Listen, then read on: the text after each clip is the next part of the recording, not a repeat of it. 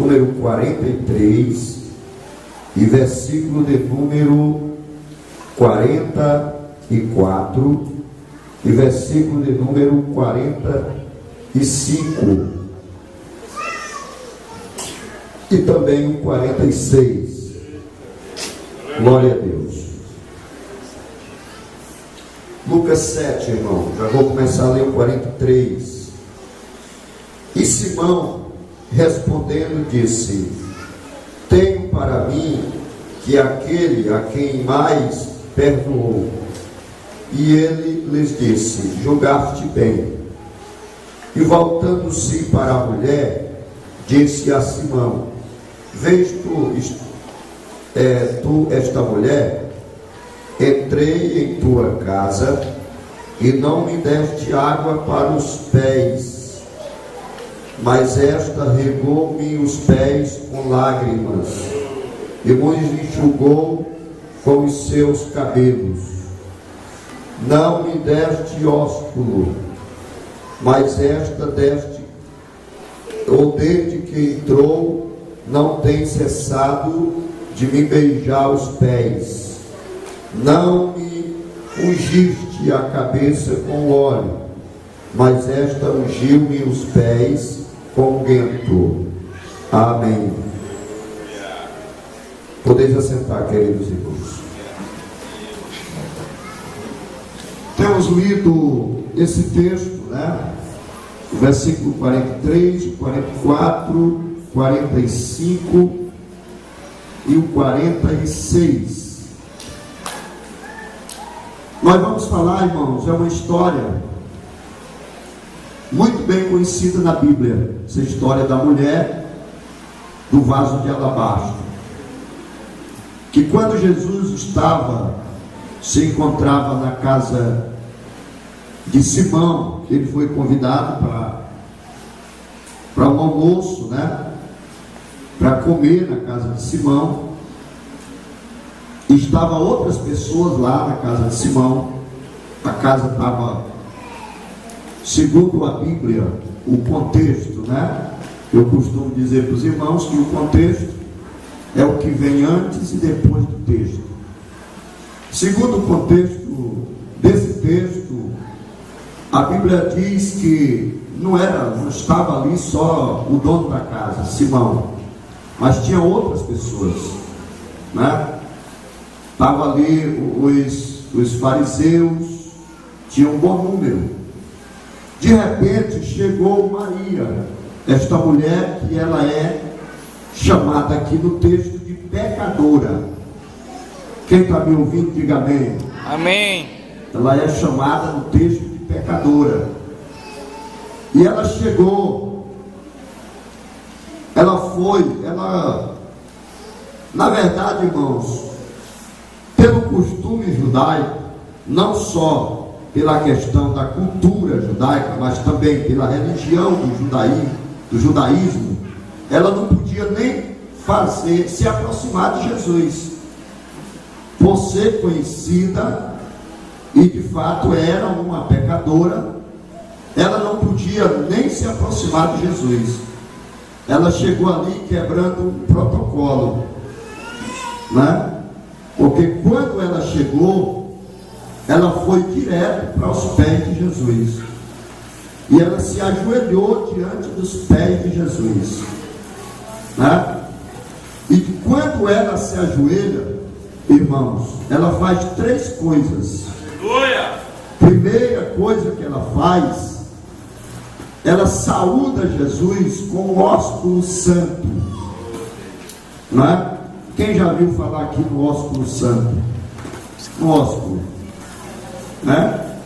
Ela saúda Jesus com o ósculo. A segunda coisa que ela faz,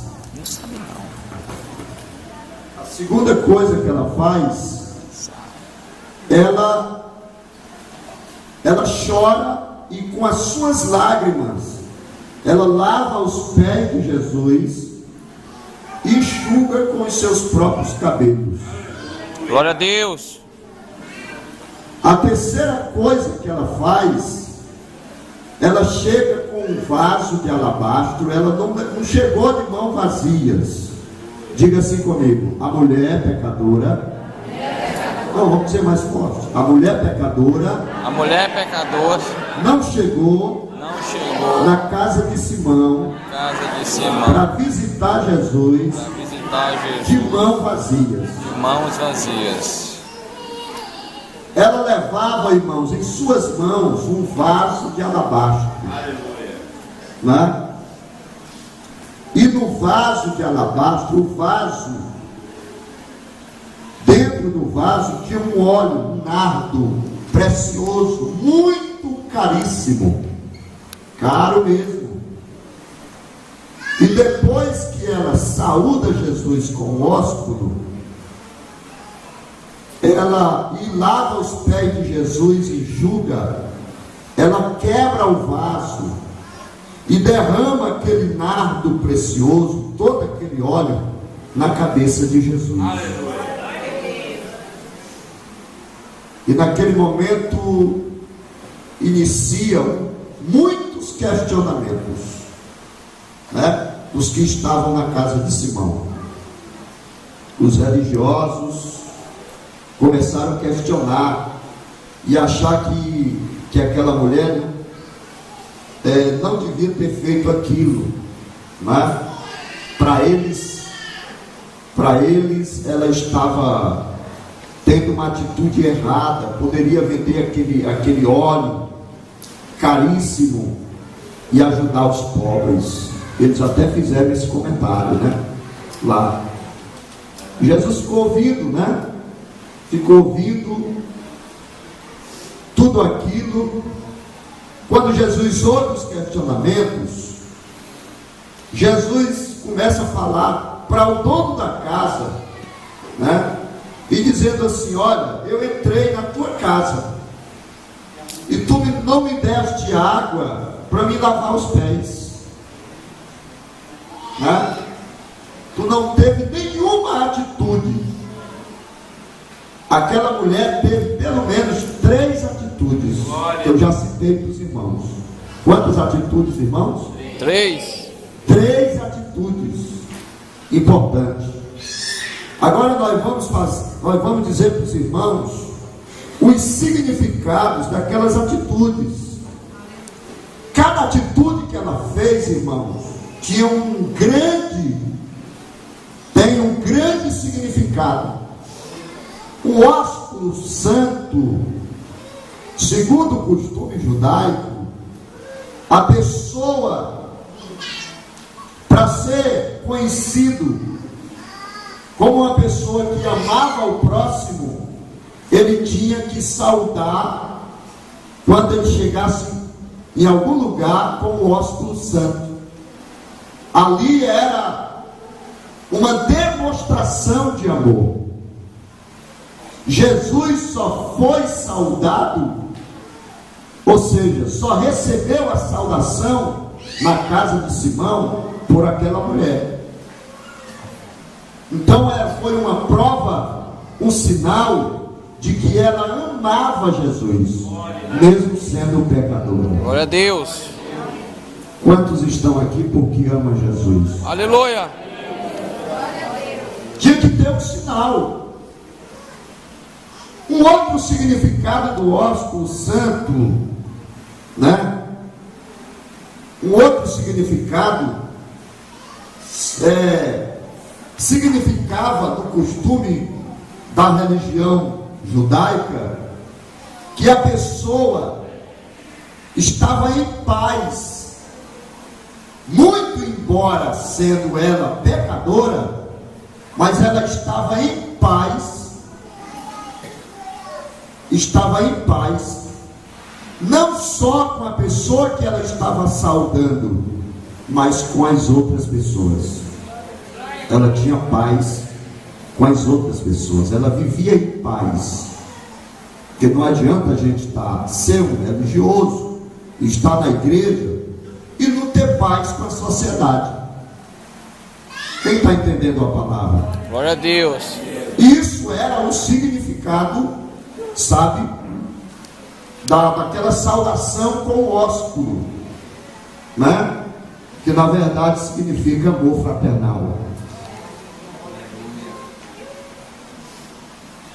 O segundo significado dela chegar e lavar os pés, ela lavou com o que, irmãos? O texto diz como?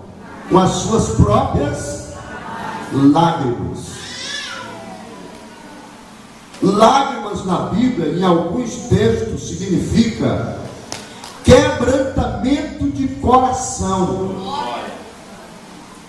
Aquele choro daquela mulher, sabe, sinalizou para Jesus um arrependimento e que ela estava pedindo perdão, porque Jesus conhece tudo. Aleluia. Quem já sabe que Jesus conhece tudo? Glória a Deus. Enquanto ela lavava, irmãos, os pés de Jesus, com as suas próprias, ela estava de joelho, ela se prostrou, ela estava dizendo: Jesus, sem palavra, olha, sem palavra, ela estava dizendo: Jesus, eu quero ser perdoada, eu estou aqui quebrantada diante de ti. Eu iniciei dizendo que ela quebrou o protocolo ali naquele dia. Enquanto os acusadores lhe acusavam, enquanto os fariseus questionavam, ela estava recebendo o perdão de Deus. Aleluia. Meu querido irmão que veio nessa segunda-feira aprender. Quem veio aprender na Bíblia? O que vai te levantar não é questionamento de ninguém, é o perdão de Deus, é o perdão do Pai. Quem já foi perdoado pelo Pai? Quem sabe que está sendo perdoado pelo Papai do céu?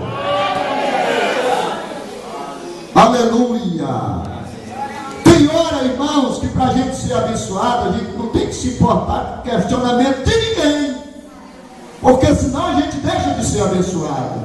Se ela não tivesse quebrado o protocolo, ela tinha continuado na miséria, mas ela queria receber o perdão de Jesus. Oh, aleluia. Quantos já estão entendendo o que Deus está falando esta noite? É só se quebrantar, meu irmão, com o coração arrependido. Sabe o que gera perdão na vida de um ser humano? É quando ele se arrepende dos seus pecados. E ela lavava os pés de Jesus com as suas próprias lágrimas e enxugava com o seu próprio cabelo os pés do Mestre Jesus. Enquanto isso, ela estava, aleluia, sendo perdoada, alcançando o perdão daquele que pode nos dar o perdão. Glória a Deus. A terceira atitude de Jesus ainda é mais linda. Ela não chega de mãos vazias, irmãos. Olha, os irmãos que já ouviram aqui sobre os cultos, sabe, dos nossos pais na fé, como era o culto a Deus, como era o culto da religião judaica, dos judaístas, né? Alguém não podia chegar no culto de mãos vazias, sabe? A adoração dos antigos cultos era medida, né? Era medida aos olhos dos homens pelo que você levasse nas mãos. Senão não podia chegar de mãos vazias. E quem levava mais aos olhos dos homens era considerado, né, um sacrifício maior. E ela chegou com aquele nardo precioso, sabe, que criou até um grande questionamento, quebrou o vaso e derramou o óleo em cima da cabeça de Jesus. Ali, meus irmãos, significa um sacrifício de adoração ao Deus dos céus. Os outros não fizeram isso, ninguém fez, mas ela procurava Jesus. Não era de poucos dias, aquele óleo já estava reservado para isso, porque, olha, irmãos, nós viemos aprender, não foi? Da Bíblia. Quem vem aprender, levante a mão. Aquilo que a gente tem para Deus tem que ser algo organizado, como fez aquela pecadora, sabe? Tem que ser algo reservado, não pode ser resto, não pode ser quando dá certo, sabe? Não pode ser, agora eu estou bem, agora está tudo bem. Ela deu, foi o óleo todinho, tudo que ela tinha, a condição que ela tinha naquele dia, ela ofertou, ela adorou a Deus com o que ela tinha. Aleluia. Que às vezes, irmão, nós somos muito relaxados nessa questão de fazer na obra de Deus, de ofertar para Deus. Ninguém se organiza, difícil. Não estou dizendo que é regra geral, mas era para todo mundo fazer, porque aquilo toda aquela ação, né? Toda aquela ação que existia nos cultos, Deus respondia, Deus recebia e respondia em bênçãos. E não é diferente de hoje, não, irmão. Nós estamos vivendo o período da graça, mas quando fazemos de coração, tá organizado, isso aqui é para Deus. Onde eu vou para o culto, então eu vou levar minha boca para adorar, eu vou levar minha oferta também para ofertar. Aquela mulher se organizou para aquele dia. Nós temos que se organizar melhor para fazermos melhor para a obra do Senhor. Glória a Deus. Irmãos, né? Uma vez, eu vou contar para os irmãos isso aqui. Uma vez, os irmãos sabem que a gente sempre trabalha, nós pastores trabalhamos, e a gente não tem verba do governo federal, nós não recebemos, né? Nós não recebemos verba do governo estadual, nós não recebemos verba do governo municipal.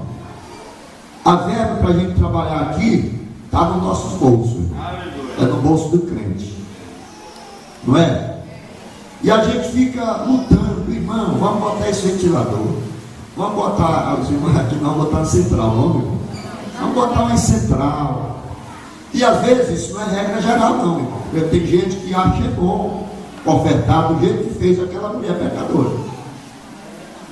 Mas os irmãos sabem que na casa não tinha outro tipo de gente. Tinha lá, irmão Antônio Ferreira, outro tipo de gente. Tinha dizendo, mas isso aí é um desperdício muito grande.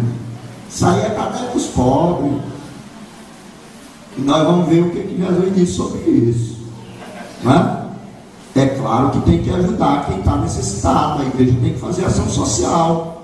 A igreja tem que ver quem é que está precisando na cidade de uma cesta básica. Isso aí eu mesmo sou um dos que faço campanha e ajudo e vou lá, e a gente tem que medir força, mas a gente não pode ser relaxado naquilo no que diz respeito às nossas ofertas, aos nossos dízimos.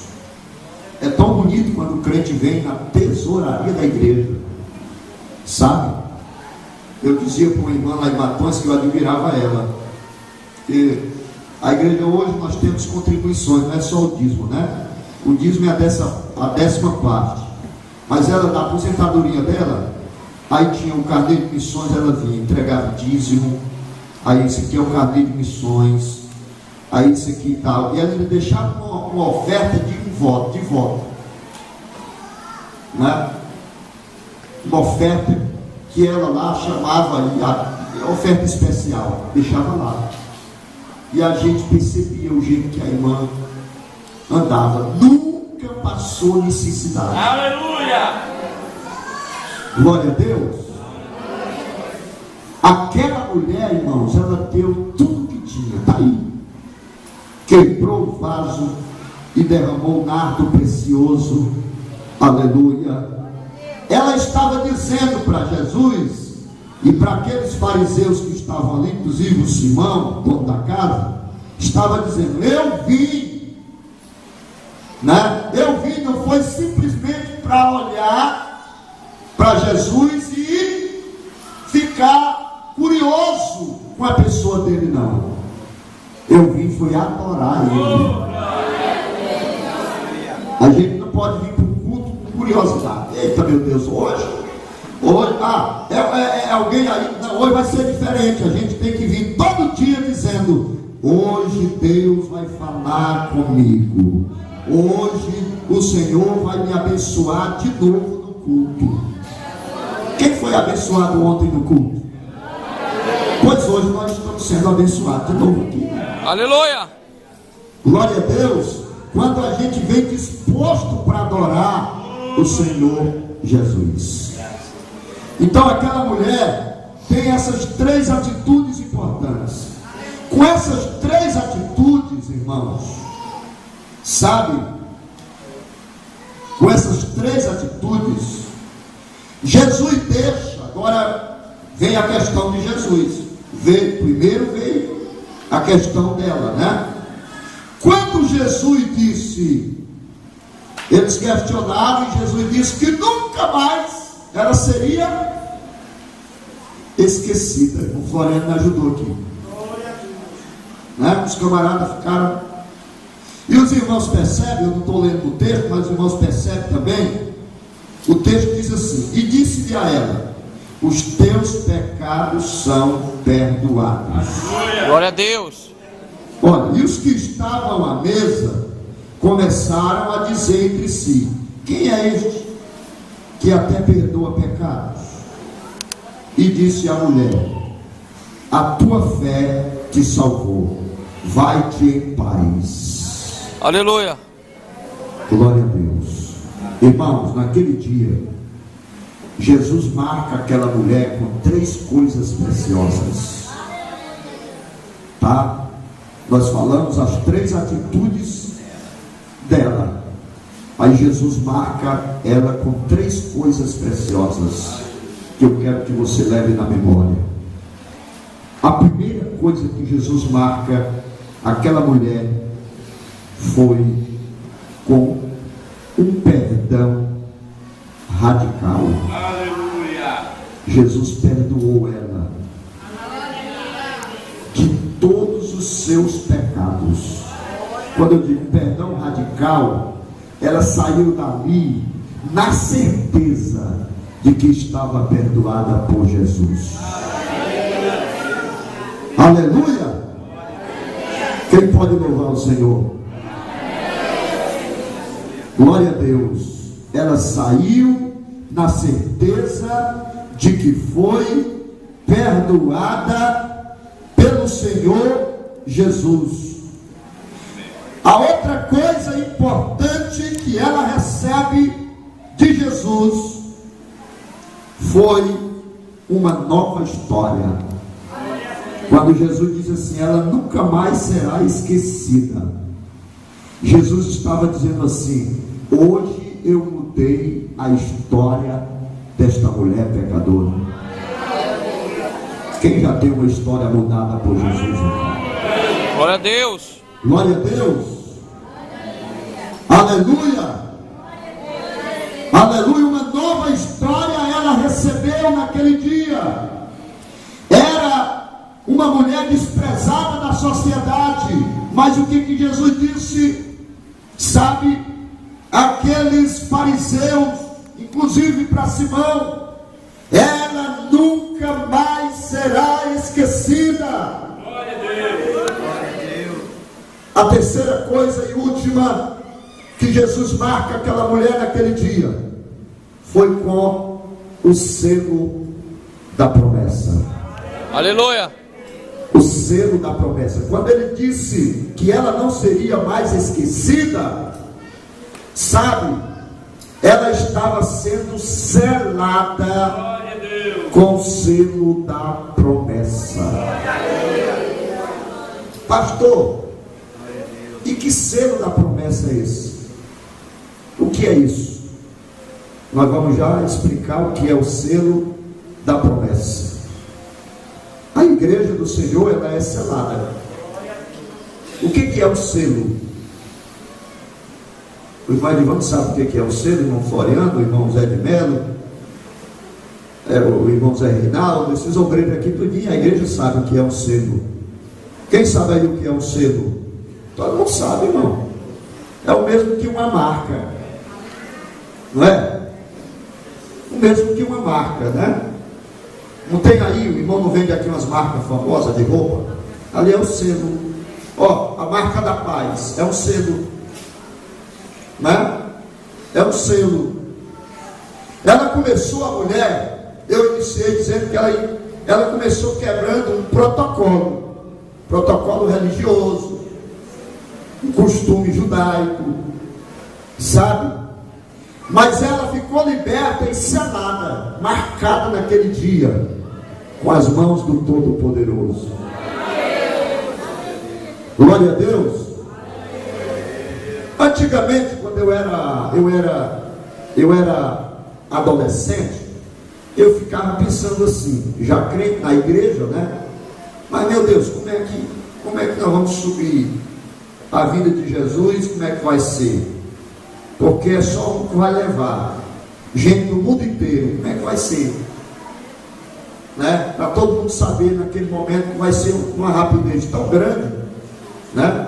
E eu ficava, irmão Jorge, quando eu era adolescente, como é que vai ser, né? Para o povo lá do Japão saber, né? O mesmo horário daqui, até porque o horário de lá é diferente daqui. Aqui nós estamos de noite, lá está de dia. Eu disse, como é que vai ser esse negócio, Jesus? Para todo mundo saber. Outra coisa que eu pensava, que a trombeta, o toque, ia sair aí, ó, um barulho tremendo aí, para assustar todo mundo. Era outra coisa que eu pensava, né? A vida de Jesus, eu pensava que era assim, irmão. Eu até sonhava, uma vez eu sonhei um barulho, aí alguém dizia, a vida de Jesus, eu ficava com medo de ficar, né? Quem vai subir do céu na vida de Jesus? Sabe como é? É porque os crentes, a igreja, tem a marca de Jesus. No dia que você aceitou, né? Por isso que ela foi naquele dia selada, irmão.